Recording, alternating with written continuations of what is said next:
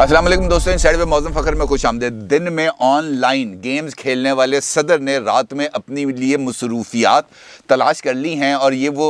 जो मैं सदर की बात कर रहा हूँ आपसे, ये कोई नेशनल प्रेस क्लब के सदर की या लाहौर प्रेस क्लब के सदर की या किसी बैंक के प्रेसिडेंट की बात नहीं कर रहा। ये मैं बात कर रहा हूँ मुल्क के प्रेसिडेंट की, यानी सदर ममलिकत इस्लामी जमहूरिया पाकिस्तान जनाब इज़्ज़त माब आरिफ अलवी साहब का मैं आपके साथ ज़िक्र खैर कर रहा हूँ, क्योंकि अब आरिफ अलवी साहब ने अपने लिए कुछ मसरूफियात ढूंढी हैं और वो इस वक्त लाहौर में मौजूद हैं। और DHA के अंदर एक घर के अंदर एक जगह पर उन्होंने कुछ मसरूफियात की हैं। वो मसरूफियात क्या हैं?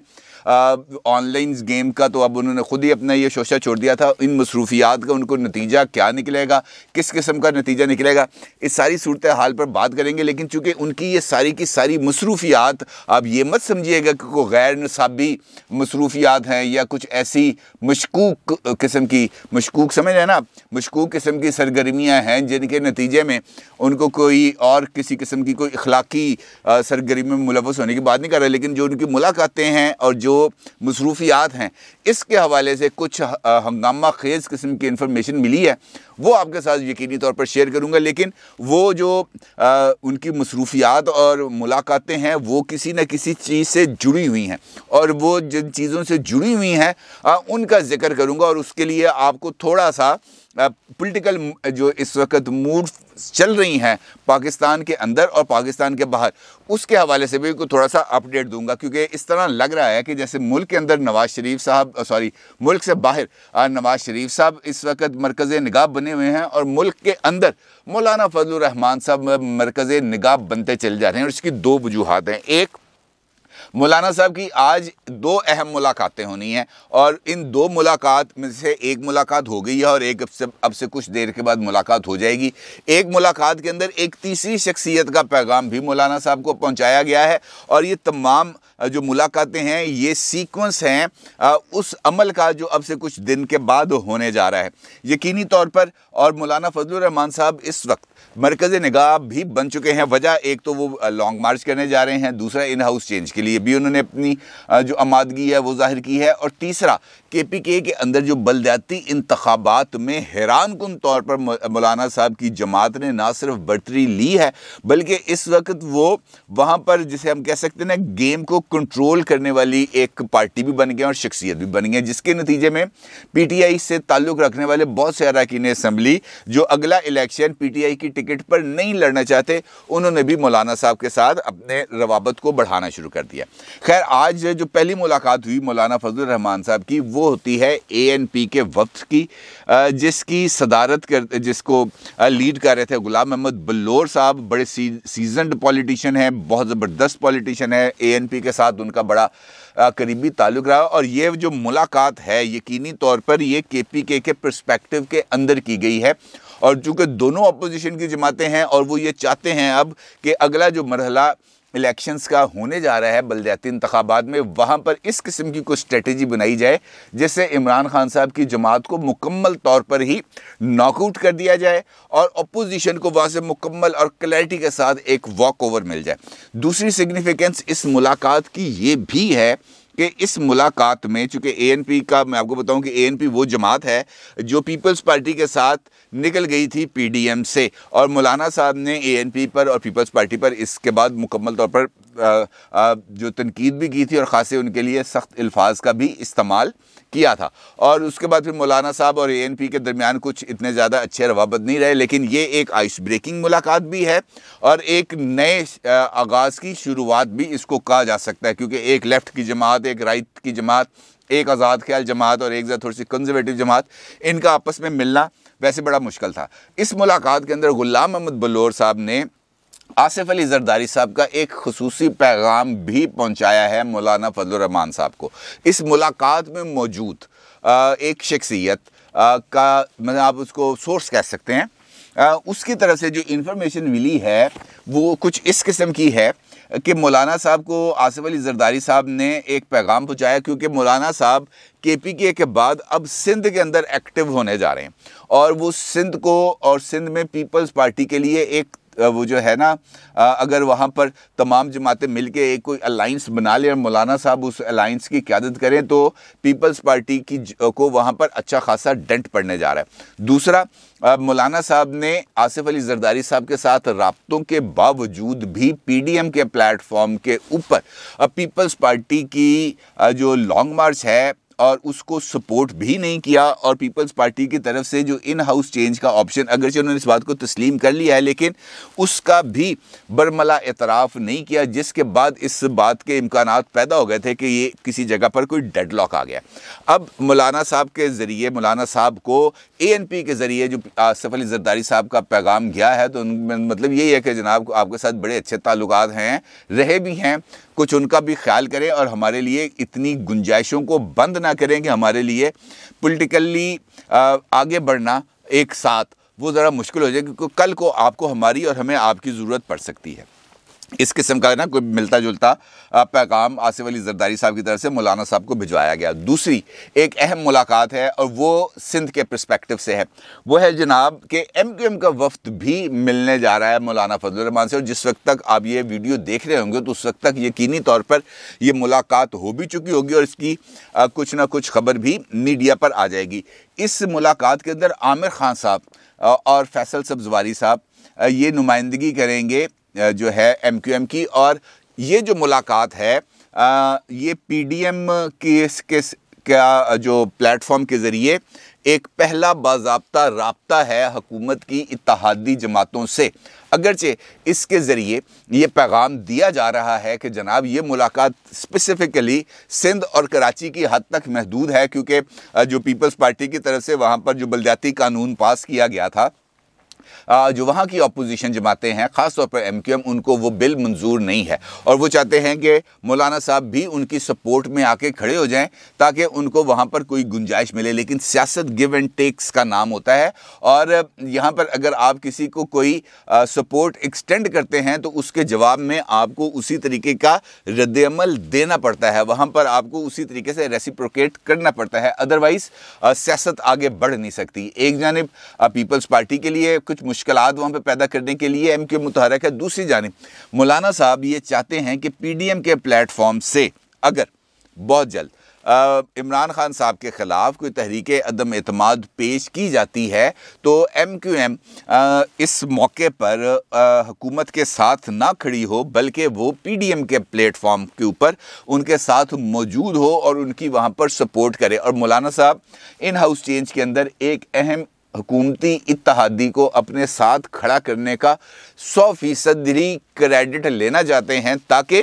MQM के साथ मिलकर मुस्तकबिल के अंदर अगर उन्हें इसकी ज़रूरत पड़े तो वो पीपल्स पार्टी को टफ टाइम दे सके और पीपल्स पार्टी के ऊपर भी एक उनका जो कहते हैं ना गले संगीत अंगूठा, वो संगी के पर उनका अंगूठा भी रहे और वहाँ पर वो अपनी कुछ ग्रिप्स भी मौजूद कर सकें। अब MQM के साथ उनकी जो बातचीत है, MQM को पीछे से भेजवाया गया है, कोई हमायत के ज़रिए भिजवाया गया है या मौलाना साहब को कहा गया है, कुछ इस किस्म की भी कुछ ऐसी चीज़ें हैं जो फ्यूचर के अंदर जाकर सामने आएंगी। और उसी नतीजे के अंदर यहाँ पर जो एक्टिविटीज़ हैं जिसका मैंने आपसे आगाज़ किया था गुफ्तगू के शुरू में, वो यहाँ पर आके वो ताने बाने एक दूसरे के साथ मिलते हैं, क्योंकि इससे पहले पॉलिटिकल डायलॉग के लिए हमेशा से दो शख्सियात PTI के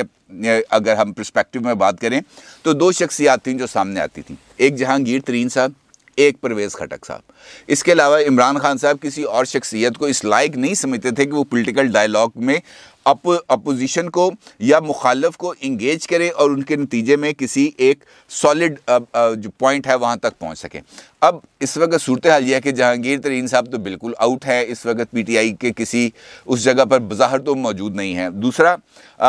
जो परवेज़ खटक साहब हैं उन्होंने अपने आप को महदूद कर लिया है सिर्फ KPK की पॉलिटिक्स के लिए और इमरान खान साहब की तरफ से उनको लाहौर आने की और इन मुलाकातों की हदायत की गई थी, लेकिन परवेज़ खटक साहब की तरफ से जवाब ये दिया गया कि जनाब अगर आप चाहते हैं कि KPK के अंदर अगले जो मरहला है बलदियाती इंतखाबात का उसके अंदर अगर हम कोई पेशरफ्त कर लें, कोई उस तरह का हमें रिज़ल्ट्स ना मिलें जिस तरह के हमें पहले मरहले में मिले थे, तो मुझे आप KPK तक ही महदूद रहने दें, मुझे इससे बाहर ना निकालें।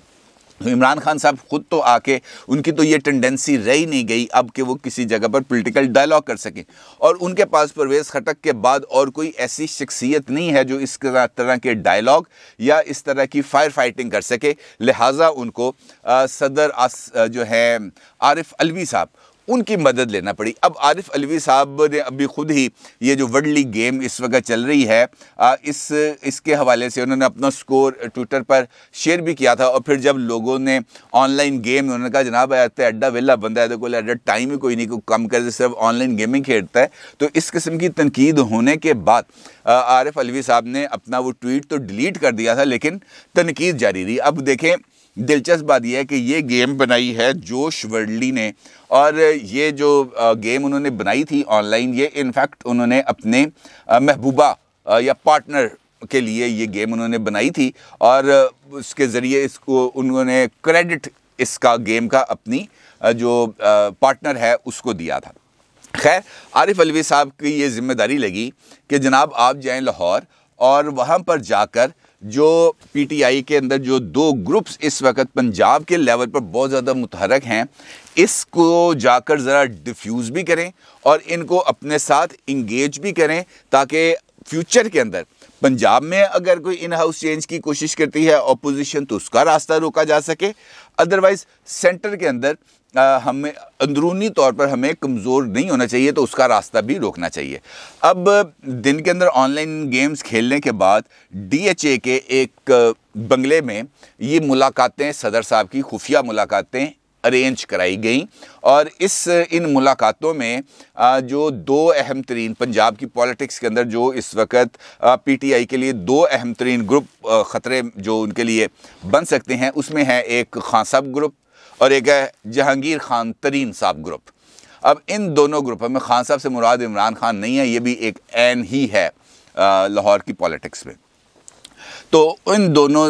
ग्रुप से वाबस्ता अफराद, चीदा अफराद की मुलाकात कराई गई है आरिफ अलवी साहब से, और इस मुलाकात में कुछ पीटीआई की लीडरशिप यानी तंजीमी अहदेदार भी मौजूद थे, और पंजाब की क़यादत जो कर रहे हैं तंजीमी तौर पर, और फेडरल कैबिनेट के अरकान भी हैं, वो भी इस मुलाकात के अंदर मौजूद थे। और इन मुलाकातों के अंदर जो तरीन ग्रुप है वो तो ऑलरेडी इस वक्त आपको किसी जगह पर मंजर पे नज़र नहीं आ रहा, और सदर साहब से मुलाकात के दौरान इस बात की कोशिश की गई है कि जनाब ये तमाम लोग अपनी वफ़ादारियाँ जहांगीर तरीन साहब से और ख़ान साहब से, ऐन ख़ान साहब से हटाकर इमरान खान साहब के तक महदूद कर दें, और इसके नतीजे में उनको हर तरह की मरात और हर तरह के फ़वाइद और टिकट्स की यकीन दहानी उनको कराई गई है। अब देखना यह है कि सदर साहब अपने इस टास्क पर कामयाब होते हैं यानी, क्योंकि ये जो अमल इस वक्त बहुत तेज़ी से जा रहा है, और इसके पस मंज़र के अंदर इस वक्त पाकिस्तान के ख़ारजी मामलात, पाकिस्तान के अंदरूनी मामलात, दहशत गर्दी के मामलात, अमन अमान, पॉलिटिकल टर्मोइल,